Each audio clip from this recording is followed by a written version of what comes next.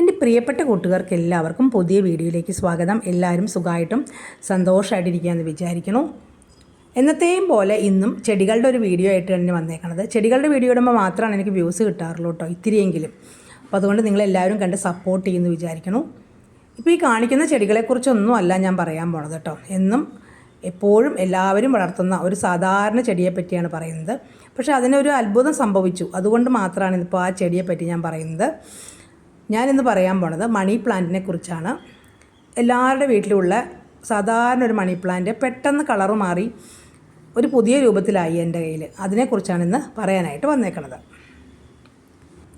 മണി പ്ലാന്റുകളെ സാധാരണ പോത്തോസ് എന്നും പറയാറുണ്ടല്ലോ. പോത്തോസ് വിഭാഗത്തിൽപ്പെട്ട ചെടികളാണല്ലോ മണി പ്ലാന്റുകൾ. ഇപ്പോഴല്ലേ ഈ തരത്തിലുള്ള മണി പ്ലാന്റൊക്കെ നമ്മൾ കണ്ടു തുടങ്ങിയത്.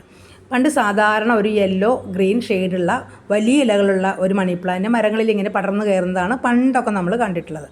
ഇപ്പോൾ എത്ര തരം ഉണ്ടെന്ന് പോലും എനിക്കറിയില്ല. ധാരാളം മണി പ്ലാന്റുകൾ എൻ്റെ അടുത്ത് തന്നെ ഉണ്ട്. പല പല കളറിലും പല പല നിറത്തിലും ഒക്കെ ഉള്ളത് എൻ്റെ അടുത്തുണ്ട്. അപ്പോൾ മണി പ്ലാന്റിനെ കുറിച്ചാണ് ഇന്ന് പറയാൻ പോണതെന്ന് ഞാൻ പറഞ്ഞല്ലോ.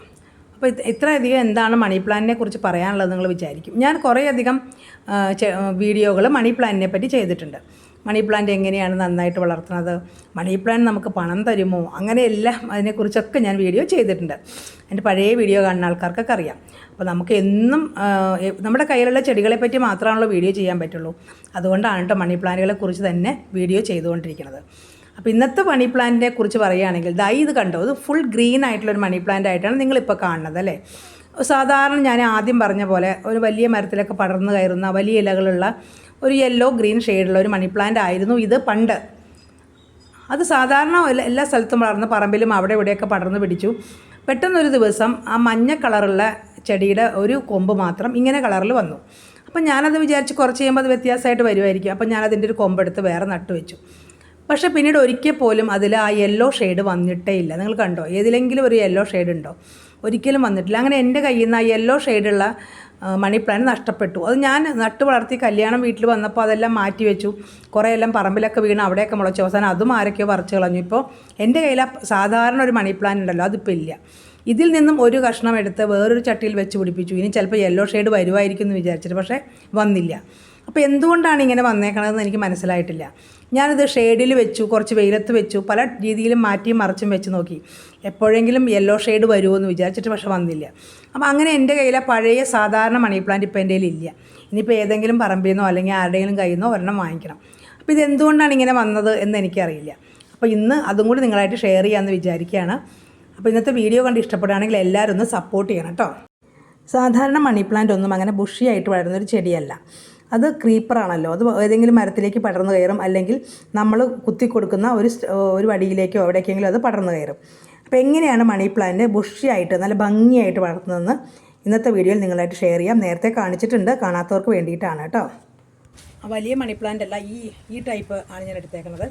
ഇതും സാധാരണ താഴത്തേക്ക് തൂങ്ങി വളർന്ന ഒരു മണി പ്ലാന്റ് തന്നെയാണ് കേട്ടോ. ഇതെങ്ങനെയാണെന്ന് വെച്ചാൽ ഇങ്ങനെ തൂങ്ങി വളർന്നു വരുമ്പോൾ, ഇതിങ്ങനെ വളർന്ന് വന്നു കഴിയുമ്പോൾ ഇങ്ങനെ തൂങ്ങി വളർന്ന് വന്നു കഴിയുമ്പോൾ നമ്മളിതിനെ ഇങ്ങനെ മണ്ണിനോട് ചേർത്ത് വയ്ക്കുക. മനസ്സിലായോ? ഈ മണ്ണിനുള്ളിൽ ചേർത്ത് വെച്ചിട്ട് നമ്മൾ ഒരു ഈർക്കിലി എടുക്കുക ഉണ്ടോ. എന്നിട്ട് ശരിക്കും പച്ചീർക്കിലിയെ നല്ലത് കേട്ടോ. നമ്മൾ തെങ്ങുമെന്ന് വീഴുന്ന പച്ചീർക്കിലിയാണെങ്കിൽ നല്ലതാണ്. ഇങ്ങനെ അങ്ങോട്ട് കുത്തി വെച്ച് കൊടുക്കുക. അങ്ങനെ ഇങ്ങനെ ചുറ്റി നമ്മൾ ഇങ്ങനെ ഈർക്കിലികൾ കുത്തി വെച്ച് കൊടുക്കുക കേട്ടോ. അപ്പോൾ അത് ഇങ്ങനെ കുറേ ദിവസം കഴിയുമ്പോൾ ആ വേര് അങ്ങോട്ടേക്ക് പിടിക്കും.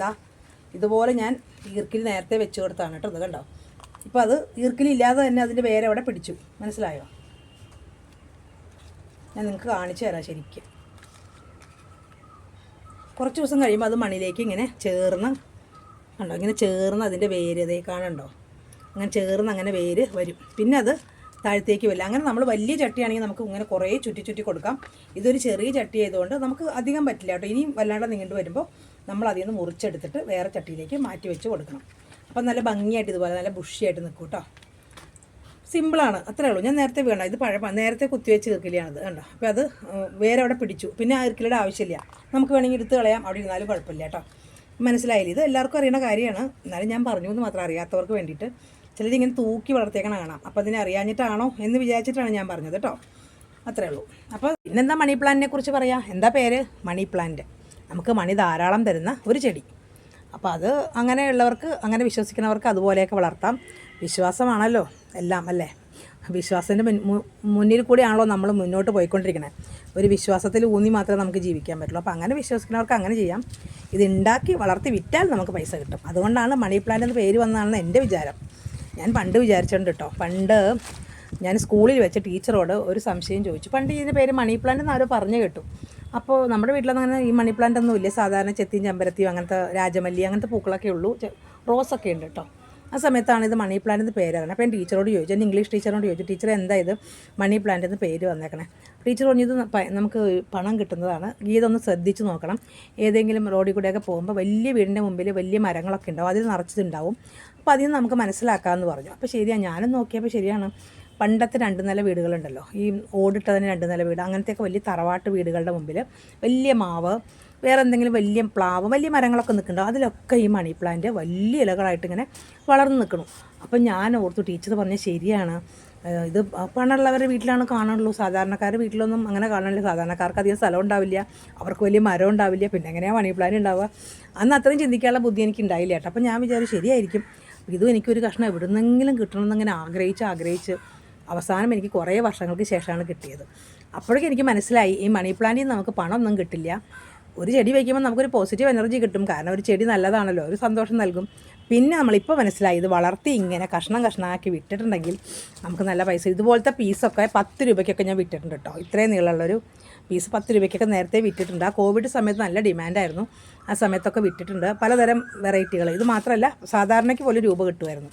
അപ്പോൾ അങ്ങനെ ഒരു ദിവസം തന്നെ 150 രൂപയ്ക്ക് 200 രൂപയ്ക്കൊക്കെ വിറ്റിട്ടുണ്ട്. അങ്ങനെ കുറേ വിറ്റിട്ടുണ്ട്. അപ്പോൾ അങ്ങനെ എനിക്ക് മനസ്സിലായി, മണി പ്ലാന്റിൽ നമുക്ക് പണം കിട്ടും, ഇപ്പോഴും കിട്ടും. ഭംഗിയായിട്ട് ബുഷിയായിട്ടൊക്കെ വളർത്തി കൊടുത്താൽ നമുക്ക് രൂപ കിട്ടും കേട്ടോ. അപ്പോൾ ഇത്രയേ ഉള്ളൂ. അപ്പോൾ നിങ്ങൾ വിചാരിക്കേണ്ടാവും, ഈ ചേച്ചി ഇങ്ങനെ എന്നും ഇത് തന്നെ എപ്പോഴും എന്തിനാ പറയണേന്ന്. ഞാൻ എന്താ ചെയ്യുക, വേറെ എന്താ, എൻ്റെ ജോലി ഇതല്ലേ. ഇതുപോലെ ഇങ്ങനെ വളവളാന്ന് പറഞ്ഞുകൊണ്ടിരിക്കണം, എന്നാൽ മാത്രമേ എനിക്ക് രക്ഷയുള്ളൂ. അപ്പോൾ ഇതൊക്കെ കേട്ട് നിങ്ങൾ ഇഷ്ടമാവണമെങ്കിൽ എന്താ ചെയ്യേണ്ടേ? എന്നെ ഒന്ന് സബ്സ്ക്രൈബ് ചെയ്യുക, ലൈക്ക് ചെയ്യുക, കമൻറ്റ് ചെയ്യുക. ഇന്ന് എന്തായാലും കമൻറ്റ് ചെയ്യണം കേട്ടോ. ഇതെങ്ങനെ ഈ ചെടി ആർക്കെങ്കിലും ഇതുപോലെ ഇങ്ങനെ യെല്ലോ ഷെയ്ഡ് മാറി മുഴുവൻ ഗ്രീൻ ആയിട്ടുണ്ടോ എന്ന് പറയണം. 2-3 പ്രാവശ്യം ഇപ്പോൾ ഇത് തന്നെ പറയണു. ചിലർ കമൻറ്റ് ചെയ്യുമ്പോൾ ഇതെന്താ പറഞ്ഞത് തന്നെ വീണ്ടും പറയണേന്ന്. പക്ഷെ എന്താ ചെയ്യുക, എന്നാലേ നിങ്ങൾ കമൻറ്റ് ചെയ്യുള്ളൂ. അപ്പോൾ ഒന്ന് പറഞ്ഞേക്കണം കേട്ടോ. അപ്പോൾ ഇന്നത്തെ വീഡിയോ ഇത്രയേ ഉള്ളൂ. ഇഷ്ടമാവുകയാണെങ്കിൽ ഒന്ന് സപ്പോർട്ട് ചെയ്യുക. പുതിയ വീഡിയോ ആയിട്ട് വരുന്നവരെല്ലാവരും സുഖമായിട്ടും സന്തോഷമായിട്ടിരിക്കുക. എല്ലാവർക്കും ടാറ്റാ.